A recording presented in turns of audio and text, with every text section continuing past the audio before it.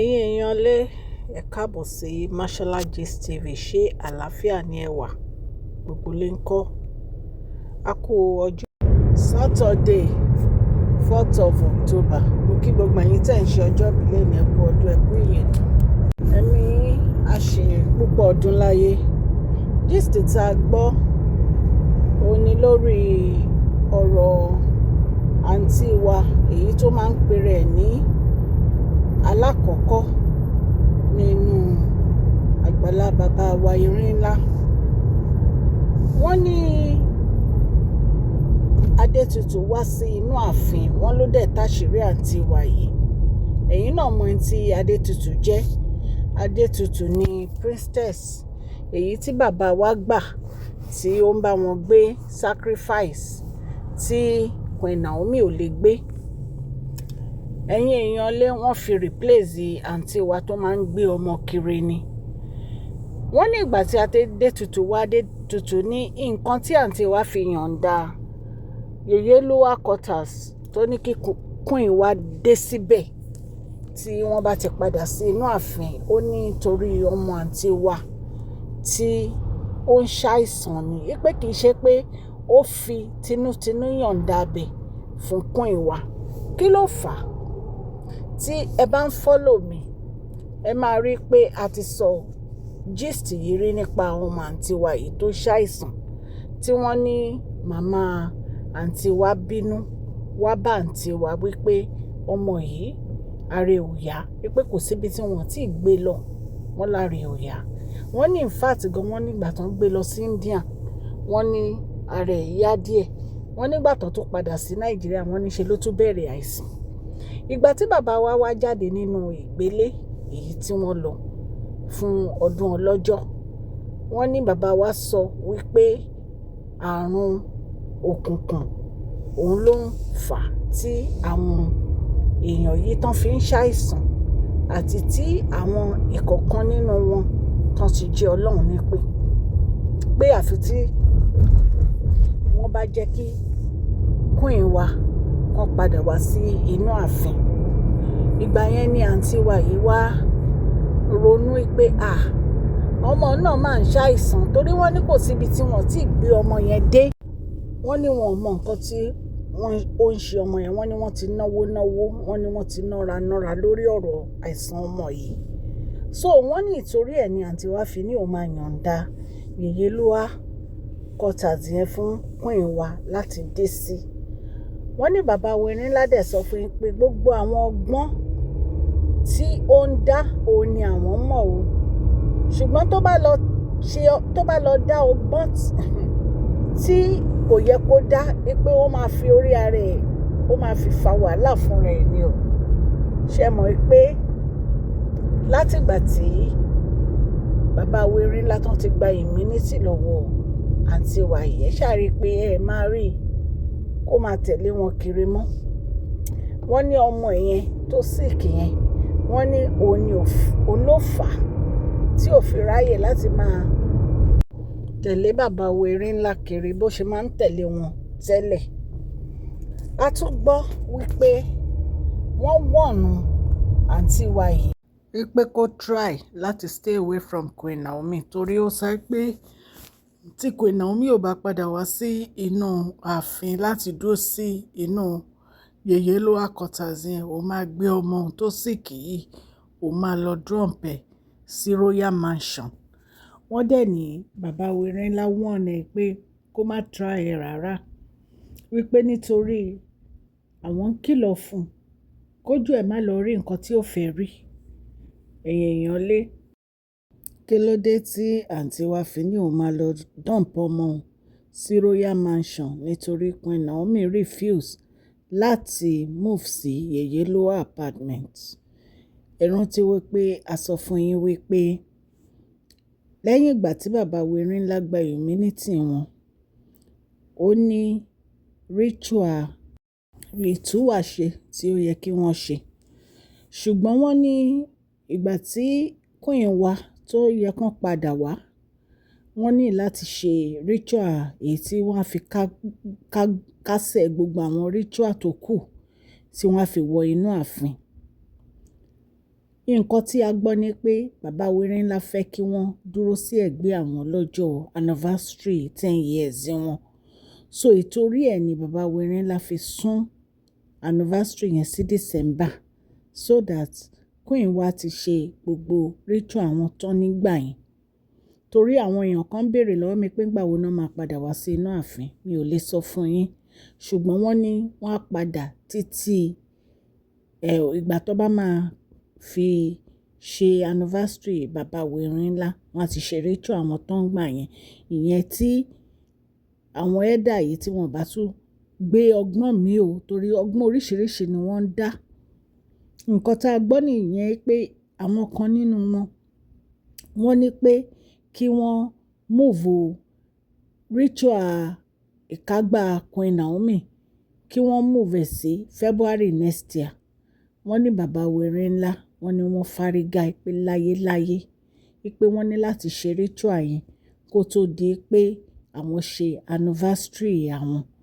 Ṣé ẹ rí gbogbo àwọn politics tí àwọn ẹ̀dá yìí ń play kò ń ṣe nǹkan kékeré. Nǹkan tí a dẹ̀ gbọ́ ni pé tí ò bá ń ṣe àrùn òkùnkùn tí ó ń bá gbogbo wọn jà yìí, wọn ò bá má jẹ́ kí Queen Naomi kan padà wá sí inú ààfin yẹn. Wọ́n tún máa gbé àwọn ìgbésẹ̀ míì pé bóyá wọ́n nídìí nǹkan báyìí, wọ́n nídìí nǹkan báyìí, nǹkan tí wọ́n need. Ṣùgbọ́n Ọlọ́run tó ju ẹ̀dá lọ, òun ló jẹ́ kí gbogbo àwọn nǹkan tó ṣẹlẹ̀ yìí ṣẹlẹ̀ sí àwọn èèyàn yìí. Torí wọ́n ní àrùn òkùnkùn tó ń bá àwọn ẹ̀dá yìí fínra, wọ́n ní òun náà ló ń bá ọmọ àǹtí wa yìí fínra. Wípé gbogbo ibi tí wọ́n ń gbé lọ, wípé wọn ò rí solution sí sickness ẹ̀.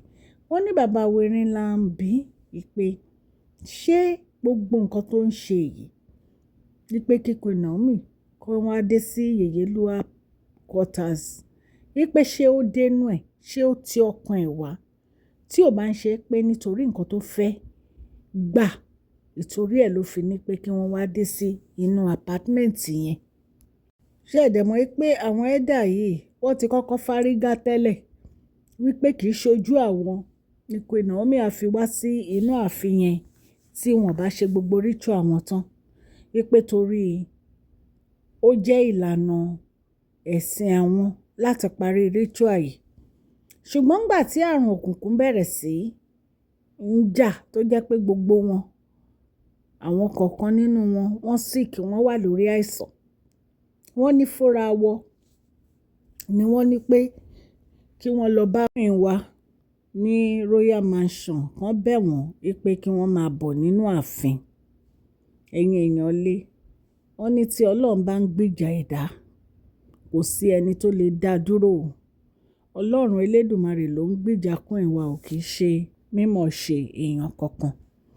So nǹkan tí àǹtí wa tó sọ pé òun máa lọ drop ọmọ sí inú Royal Mansion, wọ́n ní bàbá Wẹ̀rẹ̀ńlá ní pé kò tó bẹ́ẹ̀ láti ṣe. Wípé àwọn ò fẹ́ rí ní Royal Mansion yẹn, àwọn ò dẹ̀ fẹ́ rí ní anywhere tí Queen wa ń gbé. Wípé tó máa ń lọ sákúrẹ́ àbí tó máa ń lọ bá wọn church, pé àwọn ò fẹ́ gbọ́ pé kó lọ síbẹ̀ rárá. Wípé ṣó rántí pé àwọn ti gba immunity àwọn lọ́wọ́ ẹ̀. Wípé so tó bá lọ ṣe àṣemáṣe kankan, wípé kò ní láìka rẹ̀ o. Ṣé ẹ dẹ̀ mọ̀ pé gbogbo ìgbésẹ̀ àwọn ẹ̀dà yìí náà ni pé kí wọ́n sún ritual Queen Naomi, ìkágbá ritual àwọn yìí sí February next year, so that bàbá Wẹ̀rẹ̀ńlá ti ṣe 10 years anniversary wọn tán, so that àwọn èèyàn ò ní rí àwọn méjèèjì pọ̀ rárá. Wọn ò fẹ́ kí wọ́n rí àwọn méjèèjì pọ̀. Gbogbo ọgbọ́n tí gbogbo wọn ń dá ò nìyẹn. Àwọn kọ̀ọ̀kan nínú wọn ni wọ́n support bàbá Wẹ̀rẹ̀ńlá. Ṣùgbọ́n gbà tí àrùn òkùnkùn yìí tó ń bá wọn jà, kíá ni wọ́n ní pé kó lọ máa bẹ Queen wa o, kó máa padà bọ̀ wá sínú ààfin o. Torí wọ́n ní ìgbà tí bàbá Wẹ̀rẹ̀ńlá tí wọ́n ṣe tán pẹ̀lú àwọn ìgbélé wọn, wọ́n ní nǹkan tó jáde sí àwọn ẹ̀dà yìí ni pé ọwọ́ ara wọn ni wọ́n fi fa àrùn òkùnkùn nítorí pé ẹni tí ó ṣẹ̀ wọ́n ni wọ́n ń dojú ìjà kọ. Wípé tí Queen Naomi ò bá dẹ̀ padà wá sínú palace, ara wọn ò lè yá. Nǹkan tí a gbọ́ nìyẹn èèyàn lé. Wọ́n ní yàtọ̀ sí pé Queen wá padà wá sí inú ààfin, wọ́n ní wọ́n gbọ́dọ̀ dáríjì wọ́n láti inú ọkàn wọn. So nǹkan tó ń ṣẹlẹ̀ sí àwọn ẹ̀dà yẹn, òun náà ló ń ṣẹlẹ̀ sí ọmọ àǹtí wa yìí, torí wọ́n ní gbogbo ibi tán ti gbé dé wọ́n láre òyà. Ẹ̀yin èèyàn lé, kí ló wà nù kéèyàn máa ṣe ibi láyé? Kí ló wà nù kéèyàn máa ṣèkà? Ẹni tí ó ṣẹ̀yìn, tí ó ròyìn, ẹ bẹ̀rẹ̀ sí lépa ẹ̀ ń bàjà. Ẹni ẹ̀ní jẹ́ kó wọnú ààfin yẹn mọ́. Ẹ wá ń gbégbèsè oríṣiríṣi, ẹ̀ ń parọ́, ẹ̀ ń gang up. Ṣé ẹ mọ̀ pé Ọlọ́run wà lókè tó ń wo gbogbo yín? Wọ́n ní gbogbo ibi tí àǹtí wa ti dé, wọ́n ní wọ́n ń jẹ́ kó mọ̀ pé gbogbo nǹkan tó ń ṣẹlẹ̀ yìí, inú ààfin yẹn ló ti ń wá. Wípé ó ní láti lọ tọrọ ìdáríjì ẹ̀ṣẹ̀ nítorí pé ó ṣẹ̀ ẹni tí ò yẹ kó ṣẹ̀. So wọ́n ní bí àǹtí wa ṣe gbọ́ ọ̀rọ̀ yẹn báyìí lẹ́nu bàbá wẹ̀rin ńlá nípa àrùn òkùnkùn, ní ọkàn wọn lọ sí ara ọmọ wọn. Wípé so ìtorí ẹ̀ ni wọ́n fi fẹ́ yọ̀ǹda yèyé lower quarters yẹn fún Queen wa. Wípé kan máa bọ̀, kan wá dé síbẹ̀, ẹ̀yin èèyàn lé. Ọlọ́run ló ń jà ọ́, kì í ṣe ènìyàn o. So wọ́n tún wá ń sọ fún bàbá wẹ̀rin ńlá pé ritual tí Queen wa fẹ́ ṣe yẹn pé kí wọ́n sún síwájú. Wípé kí wọ́n tètè ṣe fún wọn, so that wọ́n á lè padà sínú ààfin kíákíá. Ṣùgbọ́n wọ́n ní bàbá wẹ̀rin ńlá ní rárá o, àwọn ò ní sún síwájú, kan fi sílẹ̀ bó ṣe wà. Nítorí pé àrùn òkùnkùn ó wá affect yín, ẹ wá fẹ́ kán síwájú nítorí pé ẹ ti rí pé kò sí ọ̀nà àbáyọ. Wọ́n ní bàbá wẹ̀rin ńlá ní rárá o, November 29 yẹn náà ni kan fi sí. Wípé wọ́n sún kankan síwájú. So bẹ́ẹ̀ náà dẹ̀ ni àǹtí wa ń bẹ̀bẹ̀ pé kí Queen Naomi kan máa padà wá sí inú ààfin o, kan jọ́ o. Wọ́n ní nǹkan tí ó ń ṣẹlẹ̀ nìyẹn ní inú ààfin bàbá wa Erin ńlá. Ó ti ọmọ tó lòun fẹ́ lọ gbé kalẹ̀ sí Royal Mansion, wọ́n ní bàbá wẹ̀rin ńlá sọ fún yín pé kó má try ẹ̀. Wípé tó bá try ẹ̀ ó máa rí pípọ́n ojú àwọn.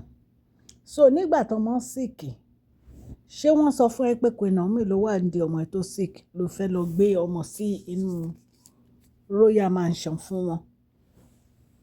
Ẹ̀rí pé yẹn tó lágbára díẹ̀ yẹn yan lé. Ṣùgbọ́n Ọlọ́run á ṣàánú fún wa. Ọlọ́run á gbé kábíyèsí lékè gbogbo àwọn ọ̀tá wọn. Ṣé mọ̀ pé àwọn nǹkan kan ṣẹlẹ̀ nípa ọ̀rọ̀ ọba Olúwo of Iwo? Ẹ ti rántí nǹkan tó ṣẹlẹ̀ sí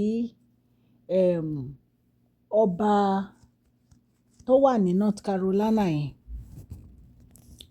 Ẹ ti rántí pé bọ́n ṣe accuse bàbá wẹ̀rin ńlá nìyẹn pé wọ́n gba owó lọ́wọ́ èèyàn kan. Ṣé mọ̀ pé ìbàjẹ́ yẹn ló tún fẹ́ máa continue báyìí? Wọ́n tún ti bẹ̀rẹ̀ sí gbé ọ̀rọ̀ míì dìde wípé bàbá wẹ̀rin ńlá ní ìfẹ́ kọ̀kọ̀ pẹ̀lú ex-wife ọba Oníwo of Iwo. Ẹ rí pé àwọn ọ̀tá, ọwọ́ ọ̀tá ló wà nínú ọ̀rọ̀ yẹn. Ṣùgbọ́n ní agbára Ọlọ́run, bàbá wa Erin ńlá ló máa borí gbogbo yín. So ibi tí màá fi gist tí sí ní tó bá di ọ̀la màá mú continuation ẹ̀ wá fún yín.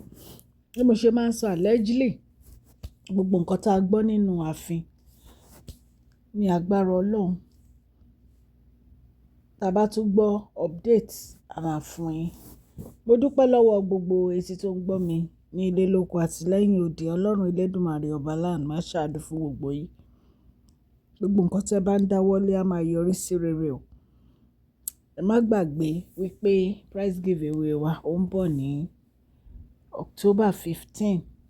Tá bá dẹ̀ ti parí orí ọ̀fẹ́ Gist TV láti máa continue prize giveaway, lọ subscribe sí orí channel yìí.